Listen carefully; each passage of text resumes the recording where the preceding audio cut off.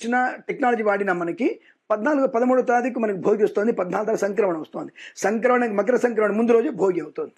So ఎట్టి పరిస్థితుల్లో మీరు నేను చెప్పే విధానం ప్రకారంగా 13వ తేదీ భోగిగా తీసుకొని 14వ తేదీ మకర సంక్రమణం. మీకు తెలంగాణ రాష్ట్రము ఆంధ్ర రాష్ట్రం రెండు కూడా మనకి తిరుమల తిరుపతి దేవస్థాన పంచాంగంలో కూడా 15వ తేదీ మీకు సంక్రాంతి అని పండుగ ఇచ్చారు. అందరూ అది డిక్లేర్ అయిపోయారు. తెలంగాణ తిరుమల దేవస్థానం కూడా డిక్లేర్ చేశారు, మళ్ళీ ఇది డిక్లేర్ చేశారు. తెలంగాణ గవర్నమెంట్ కూడా మన పేపర్లో కూడా ఇచ్చారు. 12 సెలవులు మనకి జాగ్రత్తగా మారుస్తున్నారని చెప్పి సెలవులు మార్చారు. దాని 15వ తేదీ సంక్రాంతి అని కూడా స్పష్టంగా చెప్పారు. అది మీ ఇష్టం. ఇప్పుడు ఇంకా అదృష్టం ఏంటంటే పండుగ 3వ కూడా సరిపోయింది. అది ఒక్కరోజు ఉంటే పోయేదారు ఉగాది అట్లాగే వచ్చింది కదా. నాలాంటోడు ఉగాది చెప్పడానికి ఏం చేసినా ఏదైతే గవర్నమెంట్ డిక్లేర్ చేస్తుందో దాన్ని ఇస్తారు. కొన్ని బ్రాహ్మణ సంఘాలు పెట్టుకొని మేము ఎండోమెంట్లో ఉన్నాం, ఎండోమెంట్తో మేము లింక్ అయి ఉన్నాం, మేము బ్రాహ్మణ సంఘాన్ని చెప్పాం, మేము చెప్పిందే మనకి తీసుకుపోయి ముఖ్యమంత్రికి ఇచ్చేస్తాం. ముఖ్యమంత్రి డిసైడ్ చేయడానికి ఆయన డిసైడ్ చేసేది ఏంటి? ధార్మికమైనటువంటి వ్యక్తులు డిసైడ్ చేయాలి దాన్ని. నువ్వు చెప్పే శ్లోకం అర్థం ఏంటి నాకు కావాలి, నువ్వు చెప్పే శ్లోకం అర్థం ఏంటి, నువ్వు చెప్పే శ్లోకం అర్థం ఏంటి నాకు కావాలి. మీరు కూర్చొని చెప్పండి, ఈ శ్లోకం అర్థాలు చెప్పండి.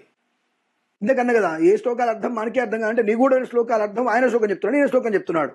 అది దానికి ఒక మంచి సాహిత్య పండితుడిని, సంస్కృత పండితుడిని తీసుకొచ్చేసి ఈ శ్లోకానికి అర్థం ఉందని చెప్పేసి కూర్చోబెట్టేసి మాట్లాడితే డిసైడ్ అయిపోతుంది.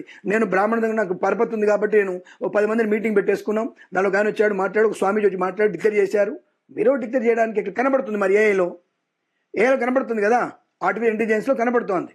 మధ్యాహ్నం 2:50కి వచ్చిందని చెప్పేసి మరి దేని నమ్మాలి మేము? నా విషయం మీరేం చెప్తారు గురుగారు? అల్టిమేట్గా మీరేం చెప్తారు? ఫైనలైజ్ సరే అంటే ముందు రోజే అంటే 14వ తారీఖు సంక్రమణం, 13వ తారీఖు